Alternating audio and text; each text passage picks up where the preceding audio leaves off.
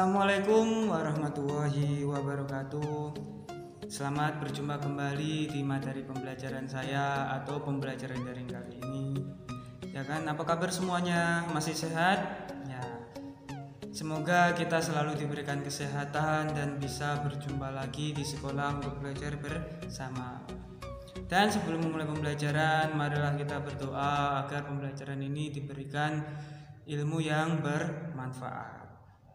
Baik, setelah berdoa, tak lupa saya sampaikan dulu materi sebelumnya. Sebelum kali ini saya akan membahas tentang klasifikasi serat alam di Mapel Prakarya kelas 7 semester ganjil. Di materi sebelumnya kita mempelajari dari pengertian, terus sejarah serat alam dan jenisnya. Kali ini saya akan membahas klasifikasi serat alam atau kelasnya atau jenisnya juga sama.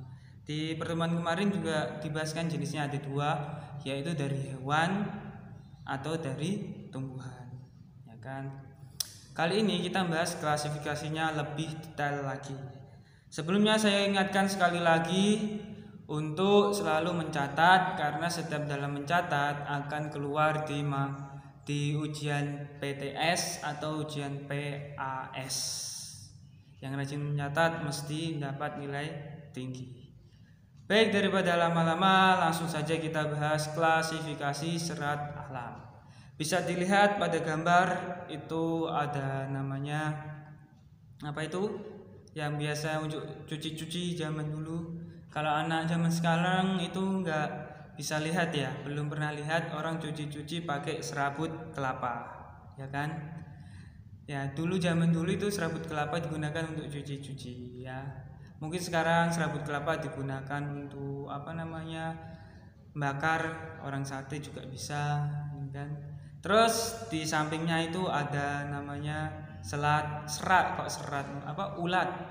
ulat sutra, untuk serat sutra atau kain sutra, ya kan? Bisa dilihat.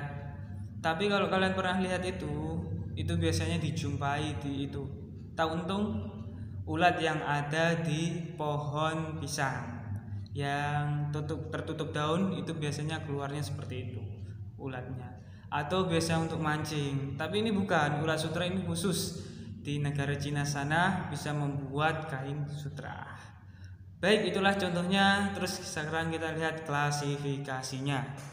Bisa dilihat di gambar. Ya, kita awali dari serat tumbuhan.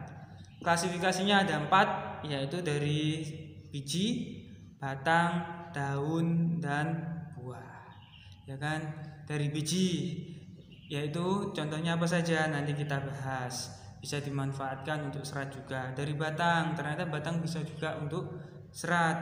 Terus yang ketiga daun, daunnya juga bisa untuk serat. Yang ketiga dari buahnya, ternyata buah juga bisa untuk serat, ya kan? Itulah yang serat tumbuhan. Kalau serat hewan dibagi menjadi berapa? Kita lihat gambarnya. Ya, ternyata serat hewan dibagi menjadi 2, yaitu stapel dan filamen. Stapel itu seperti apa, filamen seperti apa, kita akan bahas bersama-sama. Baik, langsung saja. Itulah klasifikasinya. Serat tumbuhan ada 4, serat hewan ada 2. Sekali lagi bisa dicatat, saya jamin keluar di ujian.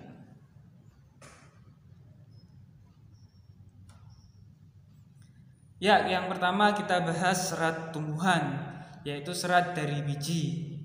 Contohnya serat kapas. Terus yang kedua, serat dari batang, contohnya pelepah pisang, ya kan?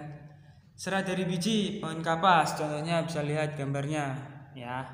Ya, yaitu pohon kapas diambil bijinya. Kalian bisa lihat kan? Kapas itu kalau sudah mekar itu ada bijinya kecil-kecil dan menghasilkan kapas putih-putih. Itu yang dimaksud dari serat dari biji. Kenapa digolongkan biji? Karena berasal dari bijinya yang sudah tua akhirnya mekar. Itu kapas, ya kan? Kalau dari batang, contohnya pelepah pisang. Kalian bisa lihat, tahu gedebok? bahasa Jawanya gedebok atau pelepah pisang, batang pisang. Bisa dilihat ini batang pisang kalau sudah kering itu bisa dibuat serat, ya kan? Pengertian kemarin apa? Potongan yang memanjang. Nah itu kalau sudah kering dipotong-potong memanjang bisa diolah menjadi serat. Lanjut yang ketiga dan empat. Yang ketiga dan empat ada serat dari daun dan serat dari buah. Serat dari daun sendiri contohnya daun pandan. Tahu daun pandan? Ya, daunnya itu yang panjang-panjang. Jadi kita nggak perlu lagi memotong-motong, sudah bentuknya panjang, enak nanti untuk dibentuk serat atau bentuk kerajinan. Bisa dilihat contohnya pada gambar, nah seperti ini. Ingat, ini yang ada durinya itu pohon atau daun pandan yang sudah tua. Kalau yang masih muda itu daunnya bagus, biasanya untuk masakan, untuk penyedap, untuk kolak kalian. Tapi juga bisa digunakan untuk serat, ya kan? Terus yang keempat serat dari buah, contohnya ya tadi serabut kelapa, ya kan? Nah, serabut kelapa ini saya bilang dari tadi awal bisa untuk cuci piring, penggantinya spons. Tapi zaman sekarang digunakan untuk serat, sambung untuk kerajinan. Tahu keset yang untuk alas kaki itu ya terbuat dari serat ini, dari serabut kelapa, dipintal terus dianyam jadilah keset. Biasanya tulisannya apa? Welcome atau welcome. Nah itulah serat tumbuhan ada 4. Lanjut ya, sekarang ke serat hewan. Serat hewan cuma ada 2, yaitu serat stapel dan filamen. Stapel ini contohnya yaitu domba, kalau filamen contohnya ulat sutra. Stapel ini bisa dilihat kulit domba itu bentuknya kan kecil-kecil, bulunya tidak panjang, itu namanya stapel.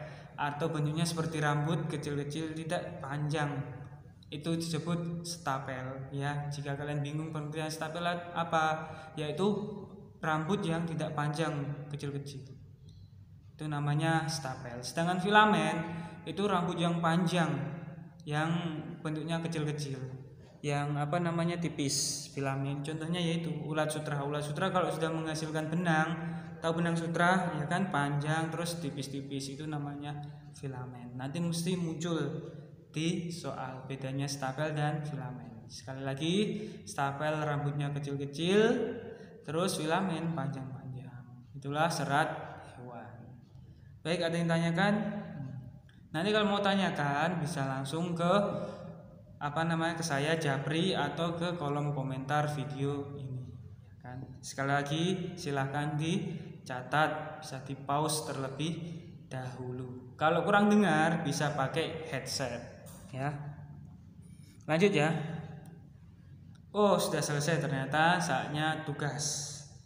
Tugas seperti biasa, kalian catat di buku tulis, foto dan diupload di Google Classroom. Tugasnya ada apa? Yang pertama, sebutkan contoh minimal 5 dari nama serat alam berdasarkan klasifikasinya berikut ini.